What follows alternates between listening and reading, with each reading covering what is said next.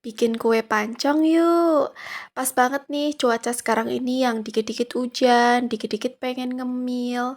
Ya udahlah ya, aku bikin kue pancong yang gurih banget. Cara bikinnya juga gampang banget ya, simple banget. Bahan-bahannya juga ekonomis banget. Dan rasanya itu bener-bener enak, gurih, dijamin ini endul banget ya. Buat temen ngopi atau ngeteh ini cocok banget, dijamin kalian suka dan gak kalah sama yang dijual di abang-abang.